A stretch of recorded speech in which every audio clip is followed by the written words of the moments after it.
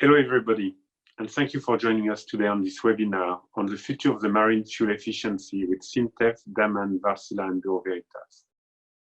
This event is part of Dockstr effort in bringing more of its community together under this current difficult period we are all facing. And it's a real pleasure to have such a lineup of terrific speakers today. We think their perspective and insight should be very valuable for your view on this subject. But before starting, let me say a few words about Dockstr.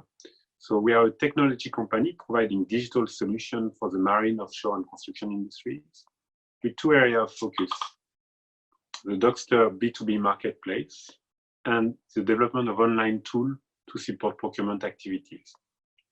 Within this context, we thought it would be natural for us to bring together our community through webinars and discuss some interesting subjects such as fuel efficiency and emission reduction. This subject was very important a few months ago. It'll be interesting to see how that will evolve in the months to come, post this current crisis we are facing. We'll get a broad perspective on this subject from SINTEF and Wärtsilä before moving on a more focused and hands-on view from Daman and Bureau Veritas. Each session will last about 15 minutes, and we'll end the webinar with a Q&A session. The floor is yours now, Anders, to give us an overview of the subject.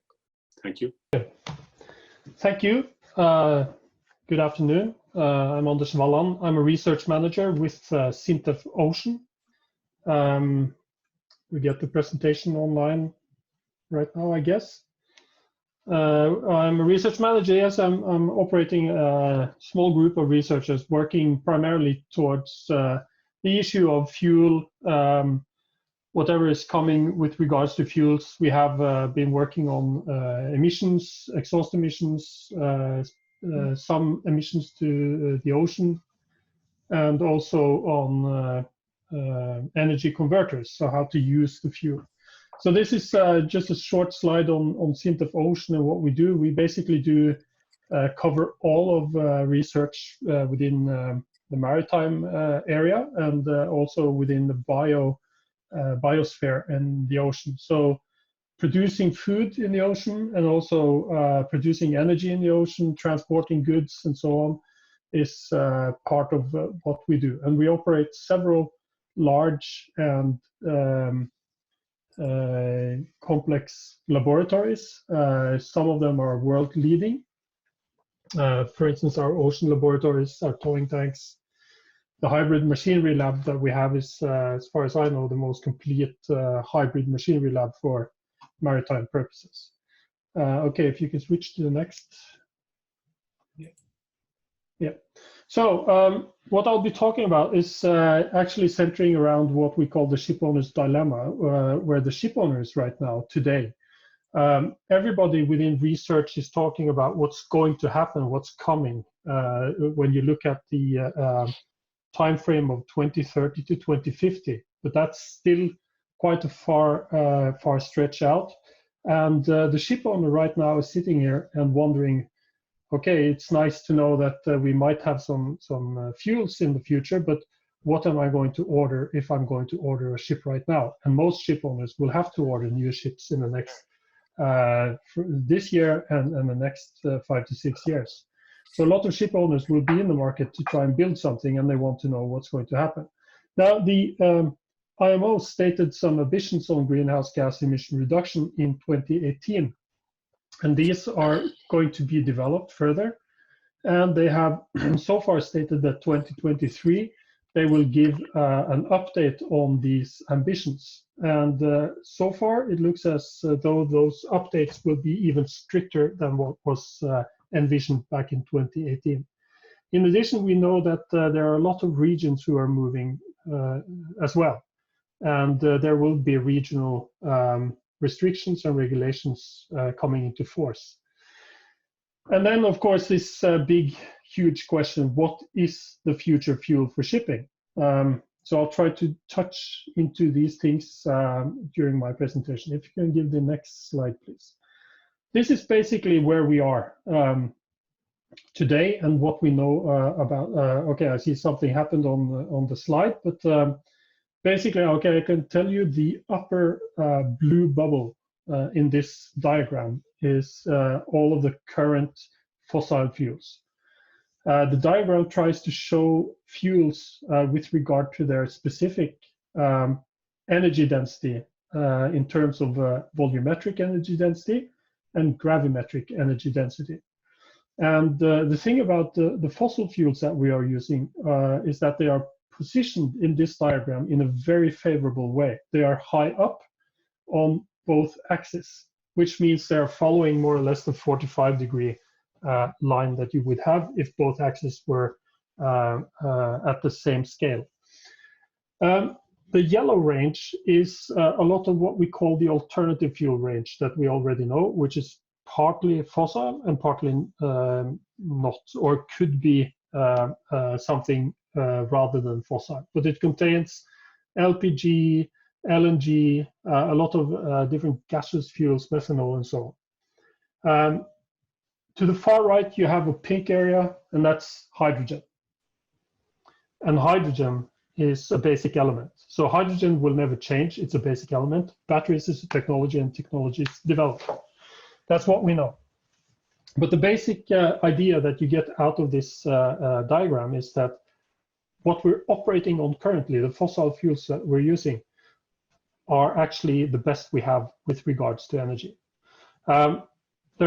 And all of the options that we know of have lower energy densities, and that gives us some challenges as to how we're going to operate in the future when we have to deal with lower energy densities.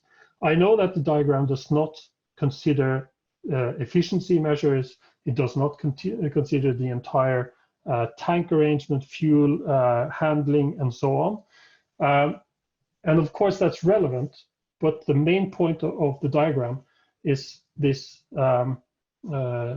idea of the fuel energy density, and it's important. Could you give me the next slide, please?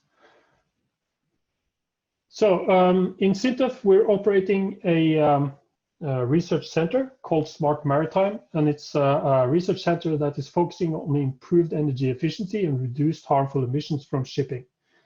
As you can see, we have a lot of collaborating industry. We are on the research side, we're collaborating mainly with NTNU and DNVGL. And then we have a lot of equipment producers, designers, systems integration companies, and we have a lot of ship owners. We actually have 8 of the largest deep sea ship owners in Norway in our team. If you could give us the next slide. What we have been working on in the Smart Maritime project is to try and figure out how to address the ambitions that were stated by the IMO, how to address the primary reduction of CO2 emissions from shipping in 2030 by 40%, and how to achieve the 50% overall greenhouse gas emission reduction by 2050, and the particular focus on 70 to 75% reduction of CO2 emissions by 2050. The thing that we were working on in Smart Maritime was how to achieve these emissions reductions. And we came up, after studying what has been published in scientific literature, we came up with the idea that there are actually 3 main routes to achieve this. One of them goes to the fleet management and voyage plan optimization. And this is how you operate the vessel. So what is going to be done to operate the vessel, and what measures can you do to reduce the amount of energy that you actually spend on operating the vessel. The next one is a relatively traditional way of looking at things, and that is how do you design the vessel to be more energy efficient, and how do you design the ship hull, the machinery systems, the propellers, and how do you use energy in the most efficient way in the vessel. And then you have the third one, which is of course the fuel itself. So you can of course do a lot if you are able to produce fuels that are not or do not contain fossil carbon or very little fossil carbon. And our main hypothesis where we started was that you could actually try and achieve 25% cuts in each of these three categories and then end up with 75% cuts overall. I think that everybody should know that it would be easier to achieve 25% cuts in one of these categories than in the other two. But the main ambition, or the initial ambition, is to try and do that within all three.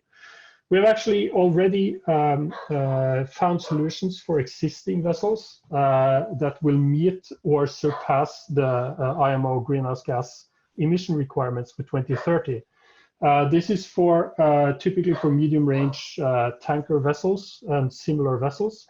We are working on finding measures for zero cruise operations, zero emission cruise operations.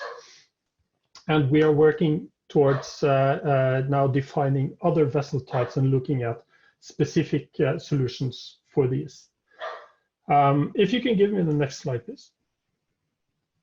So back to that ship owner's dilemma. Now, today we actually have an additional thing that's come along, and that's the current situation with coronavirus.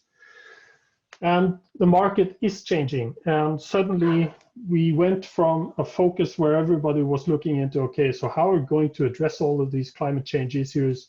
And some were also starting to look into all of the other environmental issues that surround shipping and shipping operations. And then coronavirus comes and drops on the planet, and everybody else stops, and suddenly the game is changed completely. So if you jump into the next slide, the interesting thing is to look a little bit about the previous one, please. Yes. To have a look at this thing, because the fuel price is actually what is driving a lot of change in shipping. And if we know from previous years and previous situations that if you have a very high fuel price, for some segments you will have a very beneficial situation where you make a lot of money, and others will be struggling because the fuel price is high, and vice versa when the fuel price is low.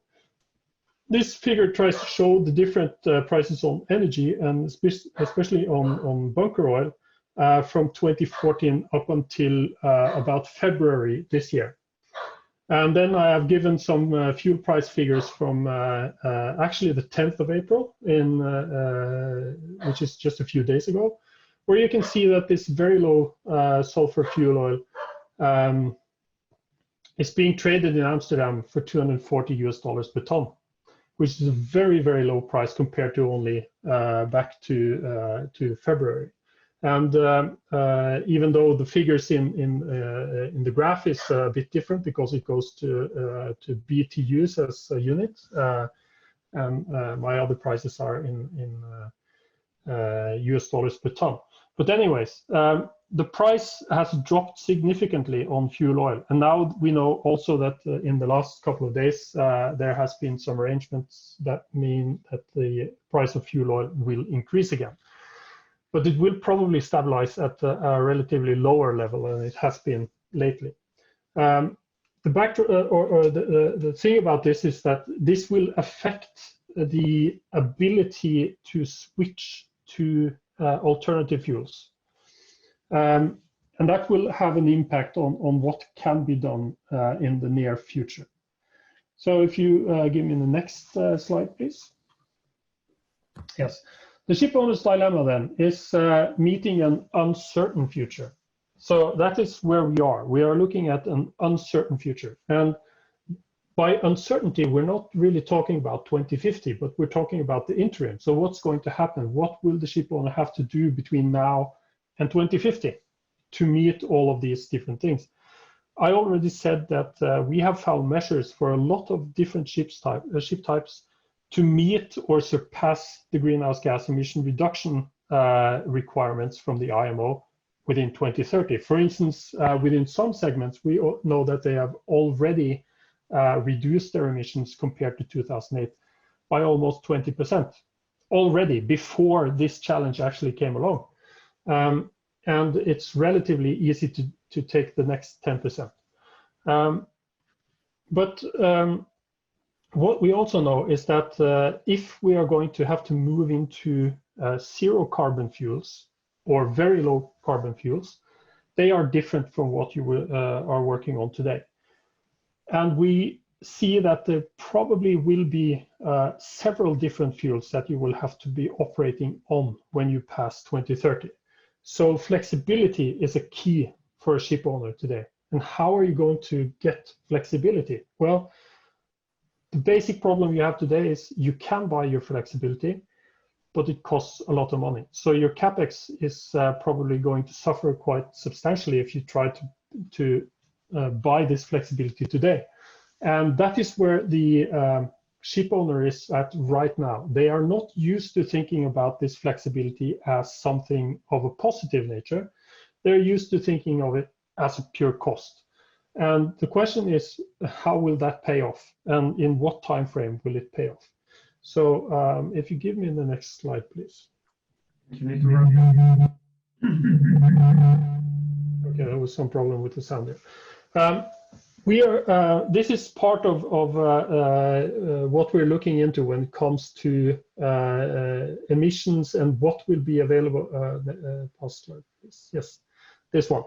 When it comes to what will be available and how the future might look. Now, these figures are it's work in progress, as we say, but it gives an indication of where we are today. So if you look at the top 4 figures for MGO, LNG, methanol, and liquid hydrogen, you can see that if you buy liquid hydrogen today, and if you're going to buy it in bulk, you're going to be buying a fuel that has a substantially higher CO2 or greenhouse gas emission than anything else that is on the market.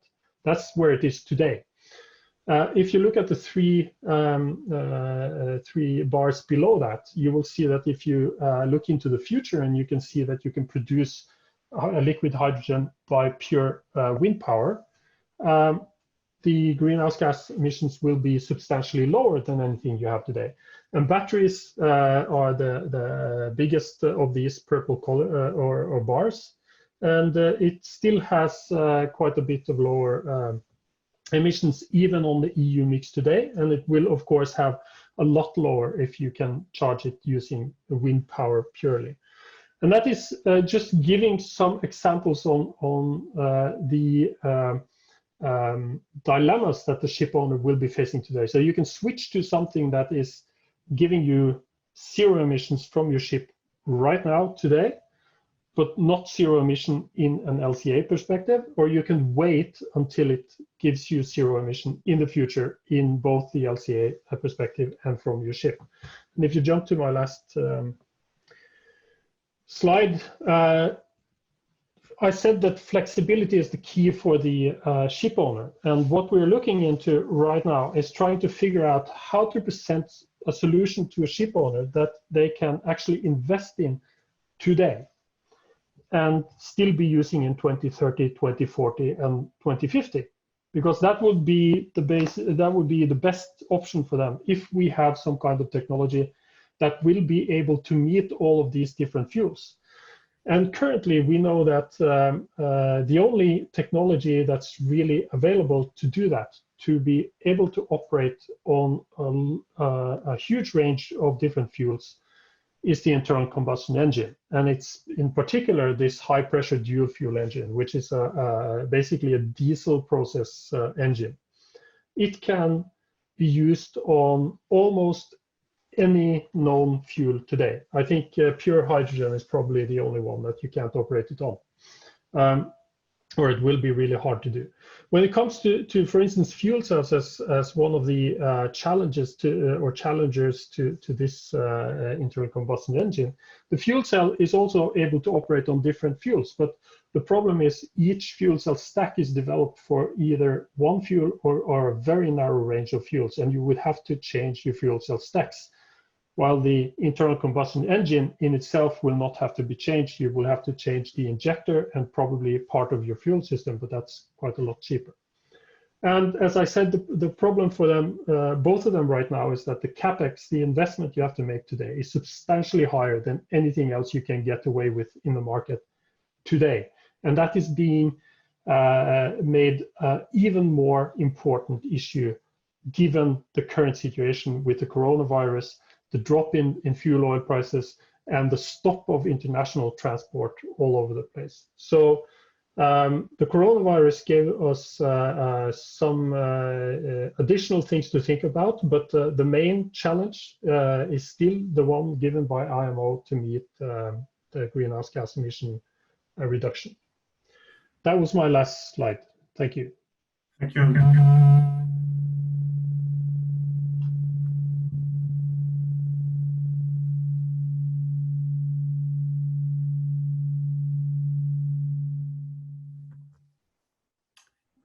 Okay. It looks like you are muted. I'm not. I've got an echo for some reason.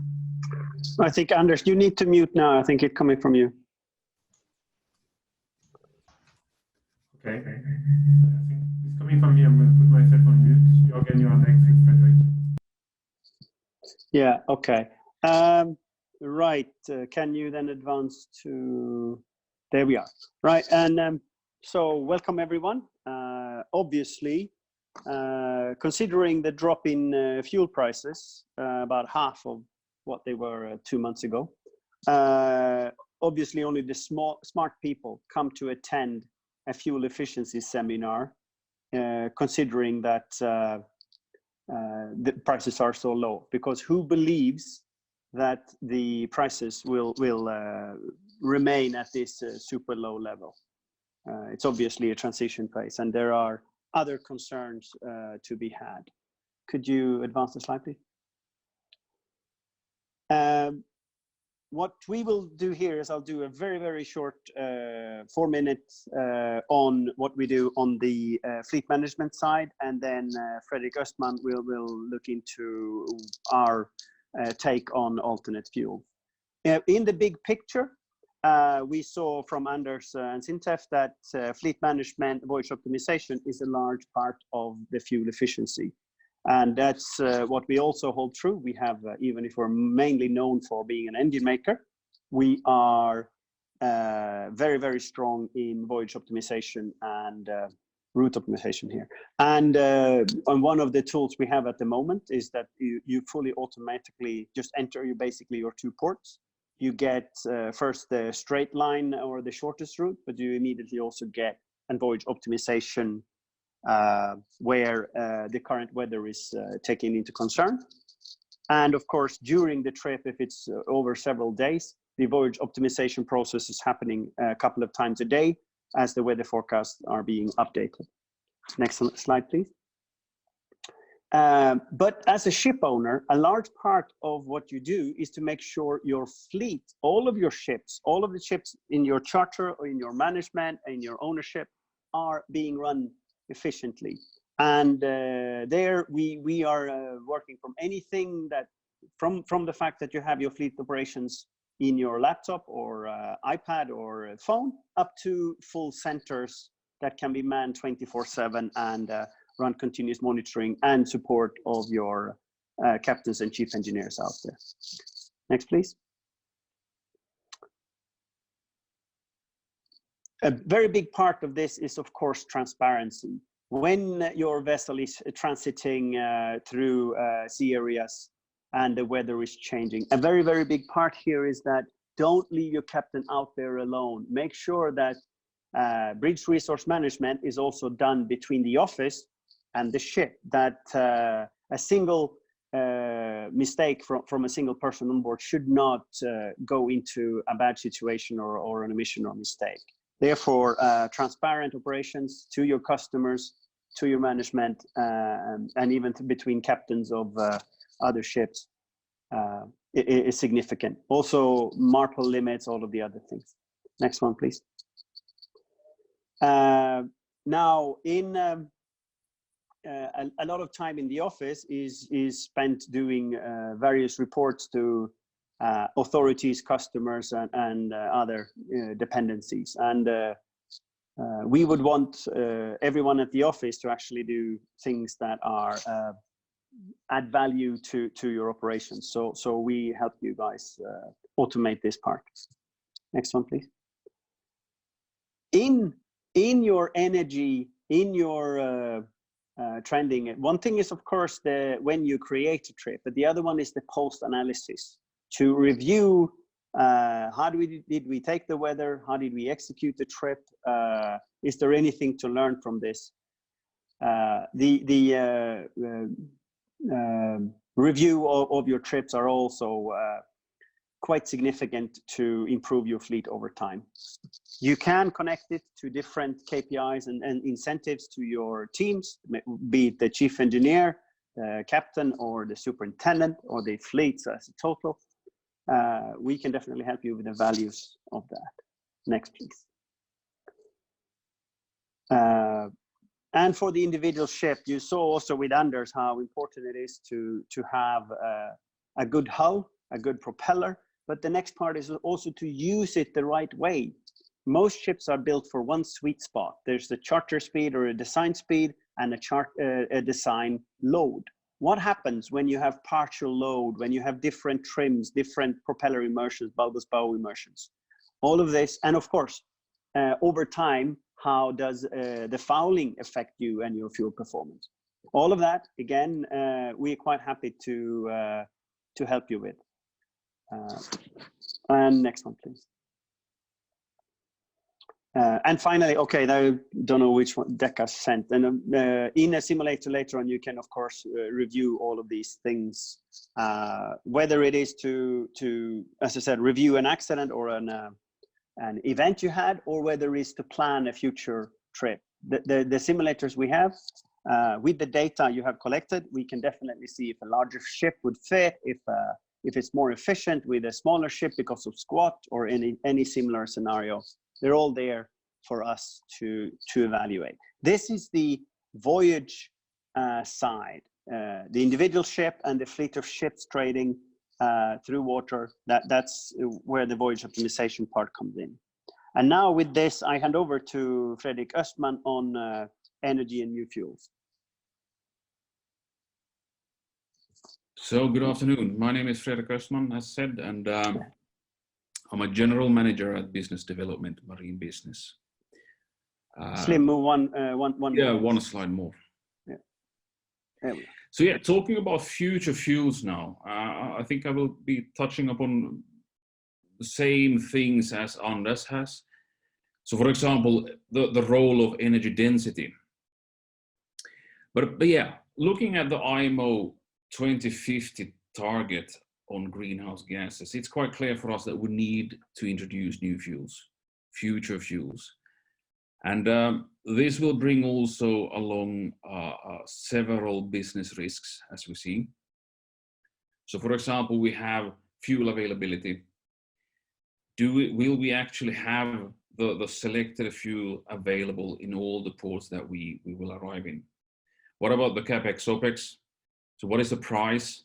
And here is, of course, fuel efficiency, combustion efficiency will be really important here, since we see that most of the future fuels will also be more expensive compared to HFO, for example. Energy density, what is the impact on the vessel structure? What is the size of the tanks that you need to maintain the same endurance of your vessel? Complexity, some of the fuels are toxic, which we need to take care of. What are the additional safety systems that you need to apply for this? And then we also at last have the timing question. Anders also mentioned about this. So does it make sense to wait until the end before the deadline and face the risk that you actually have all the yard capacity filled up already? Or should you gradually invest now to be more prepared for the future? So next slide, please. So this is why we, as also SINTEF, is focusing on fuel flexibility. This is what the ship owners should focus on, invest in. We talk about the combustion engine. We talk about also here the dual fuel engine, and we talk about the fuel gas system. This is one of the aspects that you need to think about already now, because if you plan to take on new fuel in the future, you need to think about what kind of tanks you are going to install today, in terms of material, in terms of size, in terms of shape, really. So go to the next slide, please. This is why we also see that the dual fuel engine is the best platform to proceed with today.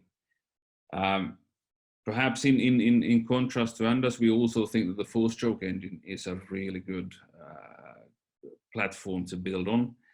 And this is really due to three things. First of all, we have 3 different fuel injection systems on this engine.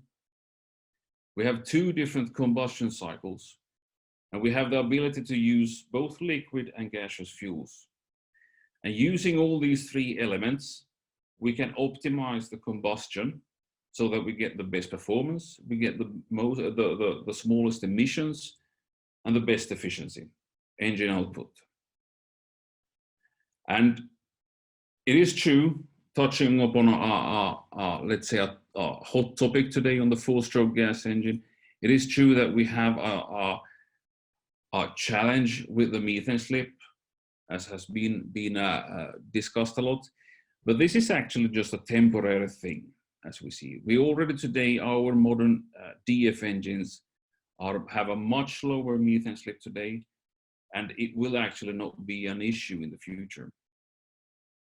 So the DF engine is really where the ship owner should focus on. Next one, please.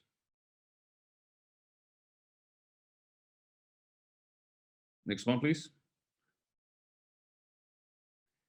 No, back one.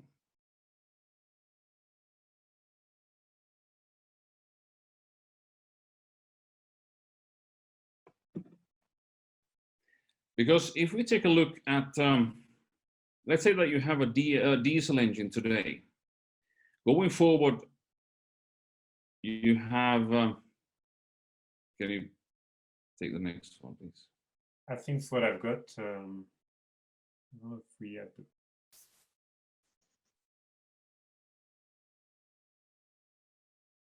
There we go. This is what you have? No, that's the last slide. That's just our closing slide. I don't think I've got anything else. No, the previous one. Sorry? Up one. Yeah, you showed it. You just showed it. Okay, maybe it's a delay, sorry. Yeah.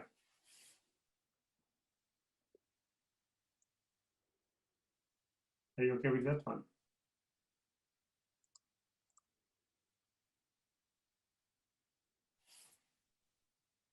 This one here. So let's say that you have a diesel engine today. So what should you do? You have really basically 2 options. The first option is to go for the liquid fuel. So when possible, you start to introduce biodiesel into your engine. And then when you have green fuels available, you have the choice to either continue with the biodiesel, or you can convert your engine using, for example, ammonia or methanol. But the other option is to go for the dual fuel engine. So you convert your diesel engine to a dual fuel engine.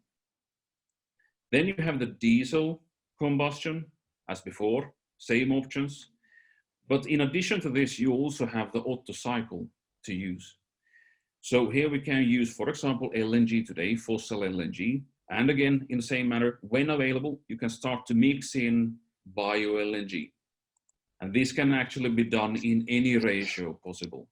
So from 0 to 100% ratios. And when you have green synthetic fuels available, you can start to also mix in synthetic LNG, or you can have you have the option to go for ammonia. You convert the engine to use ammonia in gaseous form. So you can actually use ammonia here in both liquid and gaseous form. Another thing is that we can actually today also use hydrogen as a drop-in fuel. For the DF engine, we can mix in up to 15%, 15%, with fossil LNG, with bio LNG, and synthetic LNG. So that will also bring an additional reduction in greenhouse gases. And yeah, that was actually the main point here now, the last slide also. So it's dual fuel engines, 4-stroke and 2-stroke engines. Those are the bets for the future. That will hedge your bets and have many possible doors open as possible for you. Thank you, Frederick. Thank you again. Thank we you. move to Wim at Damen. Wim, do you want to share your screen? I'll put you on. Yeah, so I need to. Should be able to share your screen. Yes, I will. But you have, yeah.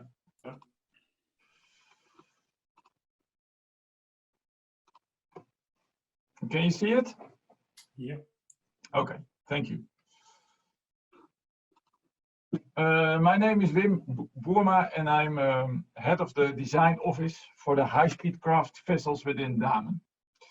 And I would like to tell you something about our designs, why the shape is what it is, and at the end, what it means for fuel efficiency. So we as Damen selling high-speed craft vessels, it means we are selling speed. And the moment we are selling speed, it means we define together a kind of loading condition, and we defining, and that's a little bit weird, flat water without waves. Then we can measure the speed, then we can measure everything. So based on these two topics, we thought what would be, say, the best vessel to build? What is the most efficient vessel? And we came up with the following. What's important is that you need a planning surface. So the boat has to come out of the water and you need a lightweight vessel. The lighter the vessel, the faster you go. So based on this design, we thought what is the best? And we come up with the following boat. We think this should be the fastest boat in the world. But you can imagine sometimes the weather isn't flat and there are waves, so this boat is not working anymore. So if you have a typical sea, you see on the horizontal axis the time, and there you see the weather is moving up and down. And if you put it on another graph, then you see on the horizontal axis the time of exceeding and then the acceleration. What does that mean with the vessel? What acceleration does the vessel has? And now what we typically do on vessels, we are looking at an average. What is the significant or what is, say, normal? But what, in my opinion, important is that you have to look to the extremes, because when you are sailing in waves, when it is extreme, a captain will say, oh, this is a little bit too much, I throttle back, I reduce my speed because my impacts are too high. So based on this principle, we developed the enlarged ship concept and the CX development. And we did it with a lot of companies, and at the end of the day, it's a patented design. And to explain you a little bit what's happening over here, first the enlarged ship concept. What we did, we stretched the boat like you see on the picture here. And by stretching the boat, we saw that the operability was increasing. And what we also found, I firstly can explain you why that is, because larger vessels moving slower on the water. And second important thing, you see the accommodation is relatively shifting more to the outside. And there are the movements of the vessel less. But what we also saw is that the building costs increase a little bit because we have to enlarge the vessel. But what's also important, that the operational cost, which is mainly driven by crew cost and fuel. Now, crew is the same, but the fuel costs go down.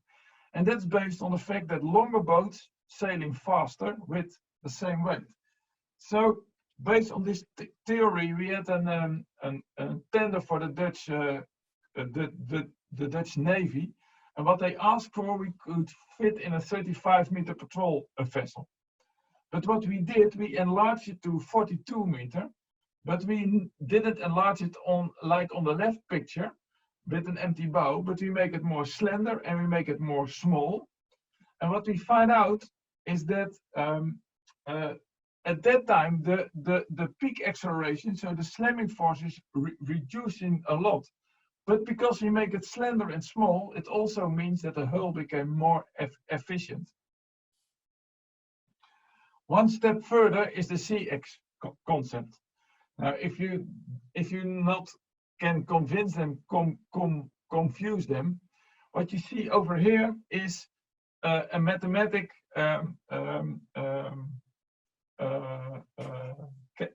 calculation when a bow hits a wave. Now you can explain it in, say, 3 principles. One of them is a flared bow. A bow shape wood is flared. When that comes into a wave, you have to bend away the water, and by bending away the water, energy go into the bow and will stop the boat. Second thing is the key line. The key line normally goes up, but our key line goes down. That's because we want to have as long as possible contact with the water.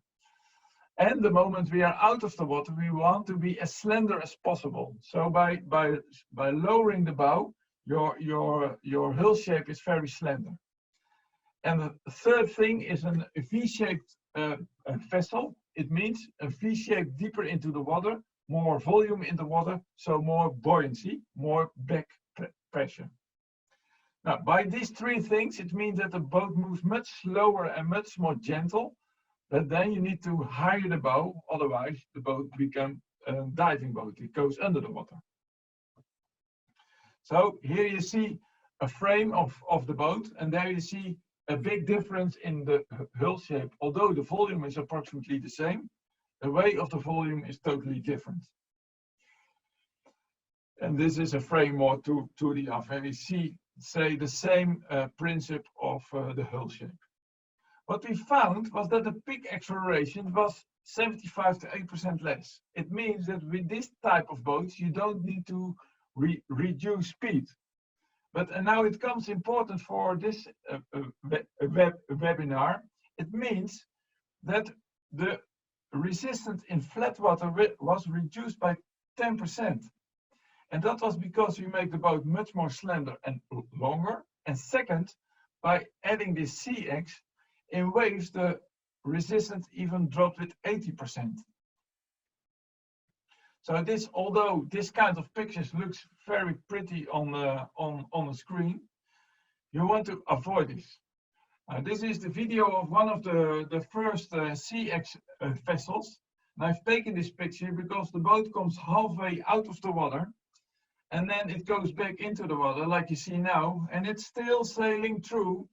And it was sailing on 27 knots. So on high speed, the impact of waves is less. Although this was developed for patrol vessels, we managed to build this also for commercial vessels. And you see on the pictures the amount of vessels we have built of these designs. This was for the oil and gas, but also for pilot vessels and for yacht support and search and rescue vessels. We adopted this design. And the latest also patrol vessels were involved in having this design. You can imagine that every shipyard is saying this. We were lucky that we have a vessel sailing in Mexico. On the left side, you see a conventional crew boat, and on the right side, you see a CX. And they were sailing in the same field at the same Caterpillar C32 engines. And we asked the people over there, the crew over there, to measure the fuel consumption of these boats every day. We find out that the conventional fast crew supply needs approximately 5,000 liter fuel, and it was NDO a day, and that our CX vessel was 4,200. Doing the same profile, doing the same runs. So for us, this is a proof that this hull shape really helps to reduce fuel consumptions. Of course, one of the most important items is reducing weight. The less weight the vessel has, the more fuel efficient the vessel is. But on with a certain weight, make the hull slender using a CX, which also help you to reduce fuel consumption. So this was my presentations. Thank you, Wim. So we'll move to Martial from Bureau Veritas now. I will share my screen and take over so I can have the presentation from Bureau Veritas live. And Martial, you should be good to go. Thank you. Thank you. Good afternoon, everybody. I am a general manager in Bureau Veritas in charge of sustainable shipping for marine and offshore. Yeah, so I will end up this webinar, so I will try not to repeat what has been very accurately detailed, just showing this roadmap to summarize a little bit how big is a challenge that we are facing now, including as well short-range challenges such as EEDI Phase 3, and not to mention, of course, IMO NOx, because today we are talking about fuel efficiency, which is a key challenge, but we are still to keep in mind, of course, the other emissions that have to be tackled, including NOx. Next slide, please. So I think it was already presented this dilemma, where to go, and of course, as again, I would like to avoid to repeat, but there is no silver bullet. There is no one solution for everything. It will be a mix of different design, including fuel design. Actually, fuel efficiency is to be now focusing on the type of fuel. Next slide, please. So just a status of where we are now. You know, this topics is not a new topic. We are talking about reducing emission for more than a decade. And sadly, I would say the adoption of alternative fuel for different reasons that were already exposed, including CAPEX, fuel availability, etc., is showing a status of the adoption which is quite, I would say,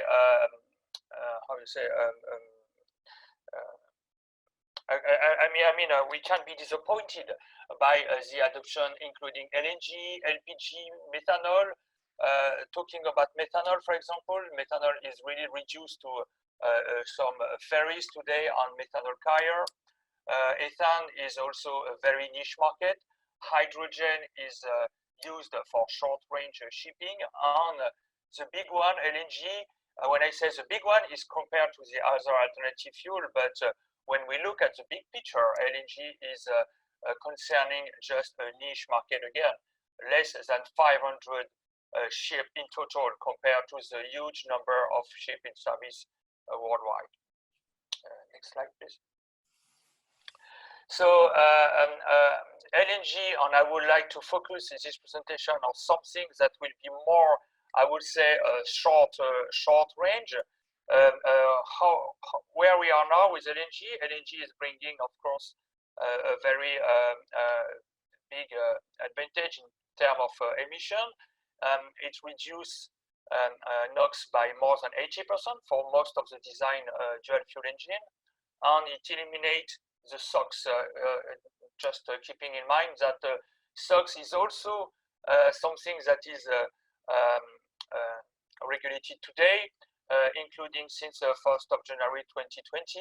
We are now having a very strong cap on SOx emission worldwide. So I would say dual fuel is something that is answering all the short range emission regulation. And what about the long range? This is, of course, where we are now in this webinar. And we must have a look on how we can change the fuel. But when I say change the fuel, not completely drop the fuel we have now, but let's say having another view of changing the nature of the existing fuel. Next slide, please. The challenge of methane slip of today LNG is under management, I would say now. It's true that we can't avoid to talk about this methane slip, which can undermine the advantage of LNG as a fuel. So I can say that a lot of my clients are very anxious about this methane slip, and I can say as well that the engine manufacturers are doing a very strong effort on reducing, just keeping in mind that one design, which is a high pressure dual fuel engine, which was presented earlier, is not having or having a very, very limited methane slip. Next slide, please. So how to decarbonize shipping to reach the 2030 and 2050 target?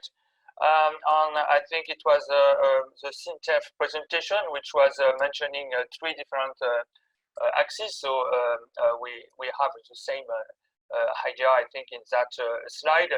To improve the energy efficiency is to work on the operation of the vessel, on the ship and machinery design, and of course, to seriously understand and to seriously consider new type of fuel or changing the way the fuel is produced, meaning by a synthetic way to produce the fuel or mixing with a biofuel. Next slide, please. So ammonia is, I would say, very much on the news today. We have, of course, in Bureau Veritas considering ammonia as a fuel. We have recently done a risk analysis to understand what will be the impact in terms of safety of having ammonia as a fuel on board a vessel.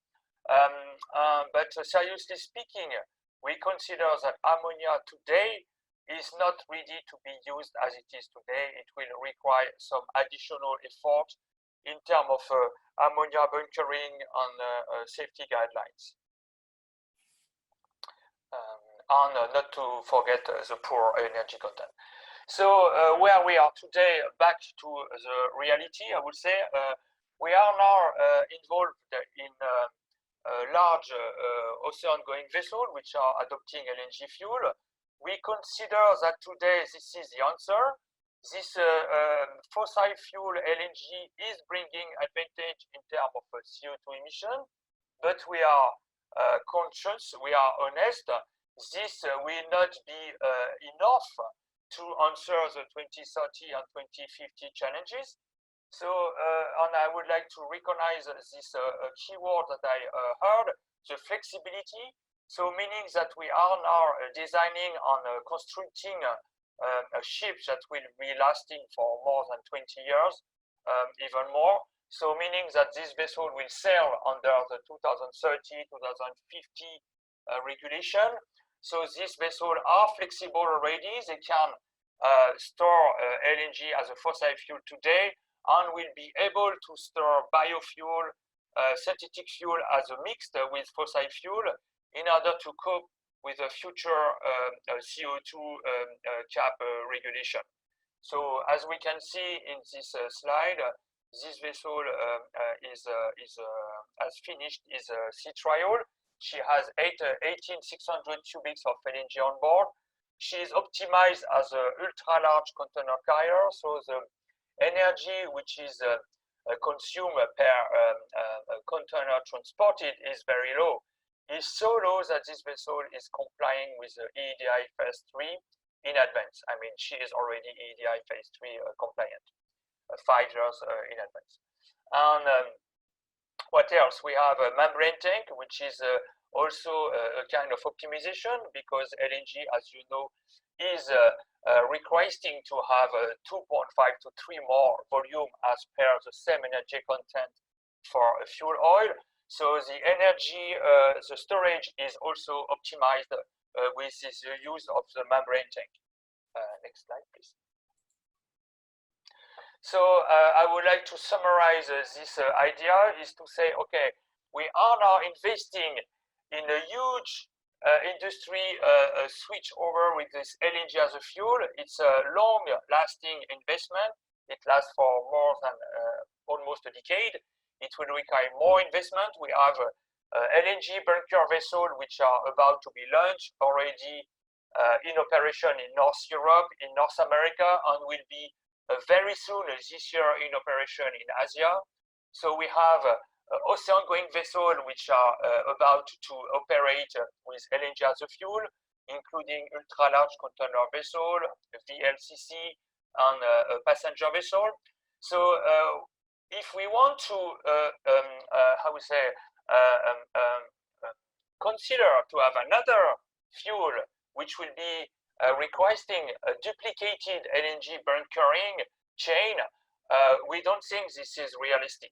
So we would like to that the industry is gathering all its force and strength to consider another way to produce LNG or gas oil with wind or solar energy, and recreating this methanation, which will mean recreating CH4 with using hydrogen produced from renewable energy and capture CO2 in order to make this availability of bio LNG and synthetic LNG as a reality. Next slide. Okay, this is my last slide. So this is my conclusion.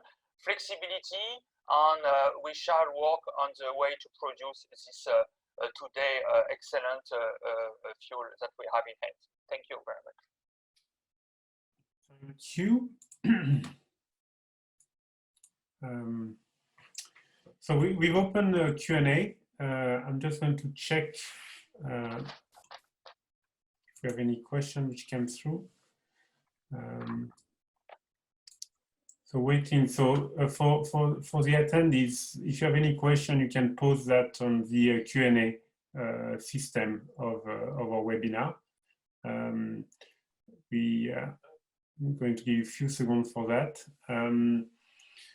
Any question from the, you've all listened to each other's presentation and you all have referred to each of your respective presentation. I wonder if any of you have any question for the other presenter, and if you have some point of disagreement that you, I saw some of your face during the presentation. I wonder if you have some comments you'd like to express in the next few minutes. Maybe if I can start. Yeah, go ahead, Marcia. I would like to comment that we are focusing on the CO2 emission, that's right. But sometimes I have the impression, maybe wrong of course, that we miss the other emission. For example, I have seen the use of ammonia as a fuel or methanol, but today ammonia or methanol is not reaching the tier 3 requirement that will be compulsory in North Europe for new buildings from next January, and is already in force in North America. That's my comment for. Okay, thanks, Marcia. I'm going to unmute Logan as well. I saw you smiling a number of occasions. I don't know if you have something. No, yeah, I agree with so we are looking for energy sources that will work in the future. So if the CO2 is the most important, let's see what happens with the NOx requirement as they come in. I was actually something Anders Walland from Sintef said there, that the future demands flexibility. And I just wanted to actually ask the audience, do you believe that any ship owner dares to build a flexible ship? The ones I've seen that have built flexible ships, they've always kind of been hung out with less performance in the normal time. So if a ship has a 25-year life cycle, the times you need this flexibility could be 5 of the years, and then you're kind of stuck with an asset that, due to its flexibility, is carrying higher OPEX or other things. Can I make a short comment as well? I think that the issue that is raised by Bureau Veritas is very important. We need to have the ability now to address more than one thing at a time. So it's very important that we do not forget all of the other issues that you while you're trying to solve one. We know from history that every time we had a single issue focus, we created a lot of other problems all the time, every time. And while I don't think that the real problem with, for instance, ammonia has to do with NOx emissions, because one of the things you use to address ammonia is, NOx is actually ammonia. So you can actually use the fuel to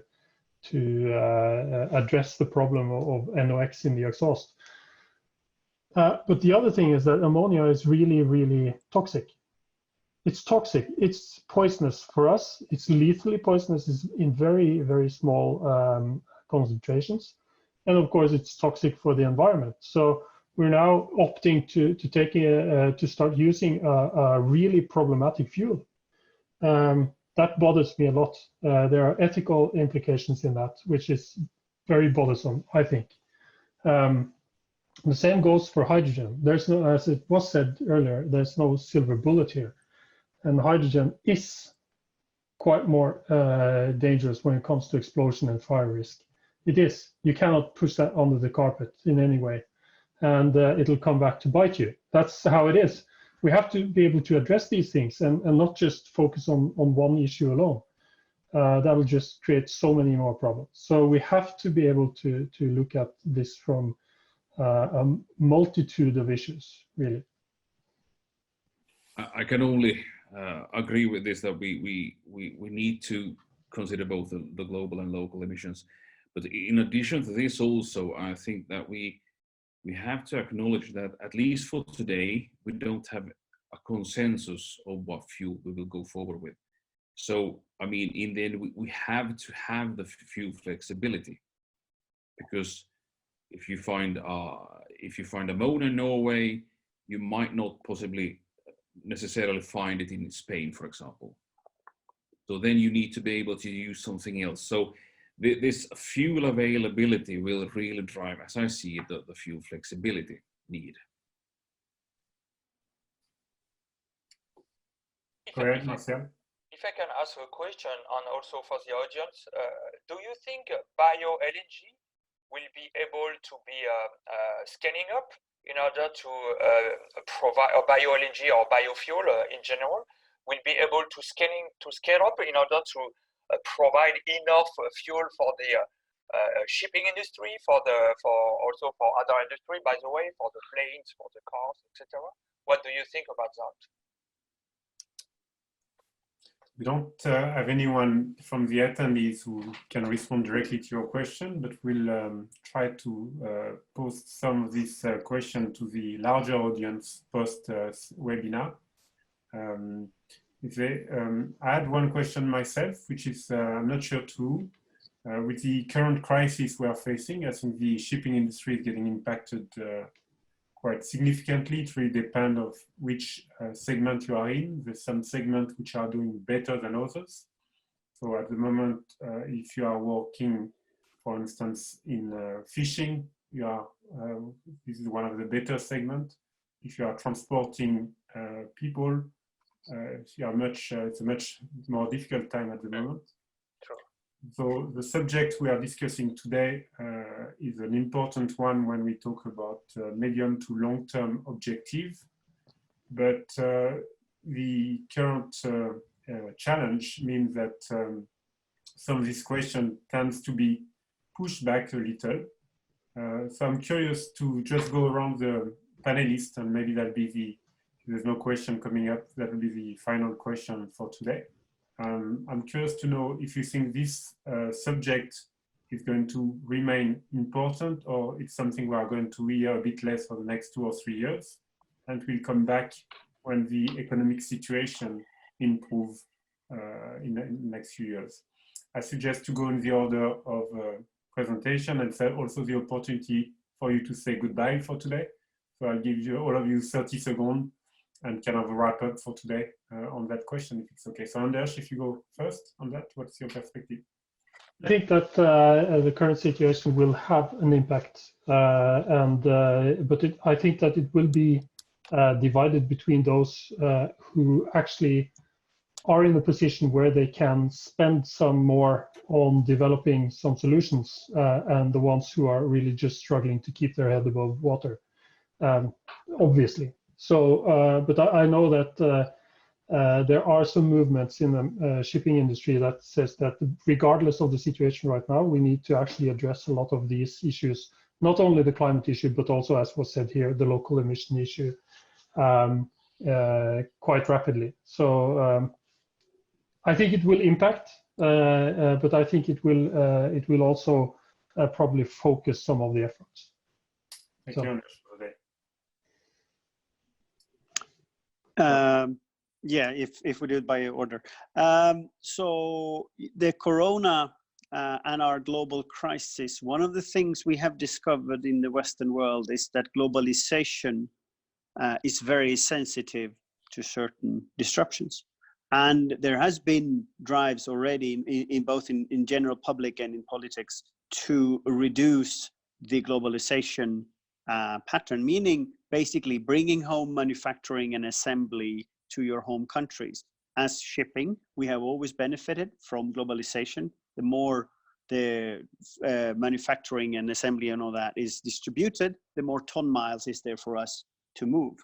Now, we could definitely there kind of forecast that certain trade patterns will have reduced volumes, probably mainly affecting containers that already struggle today. The raw materials, they will always benefit from economy of scale. So iron ore and the other things, they will probably go in the large volumes we have. Global recession from Corona, definitely we already see some 20% reduction in consumption of oil globally. So that's really a significant reduction alone. That's why we have the price war and the OPEC plus issues. No, definitely it's going to change. The good ship owners will be able to adapt and carry on, but we might even see some of the ones already struggling now to struggle more in the future. Thank you again. Fredrik, do you want to add a word?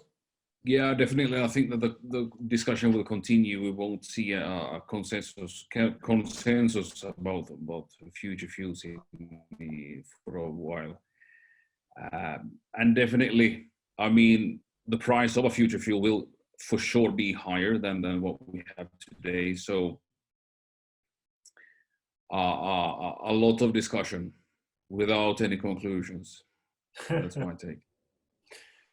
Thank you, Fredrik. Wim?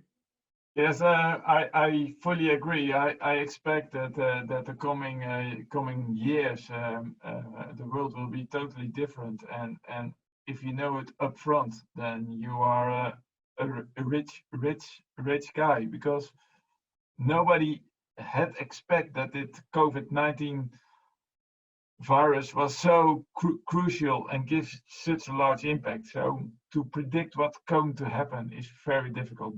But anyway, I think shipping will survive, and also shipbuilding survives.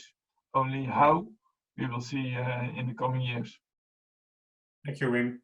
Martial, you got the last word. Yeah, maybe a very practical word. I would say on kind of optimistic word. I have been in shipping for many years, and we have already faced some crises. This one is a big one. Yeah, it's a big wave. We are facing in Bureau Veritas a shortage of manpower in the yard in China, especially. And we are also seeing from our clients in the cruise line industry a big negative impact.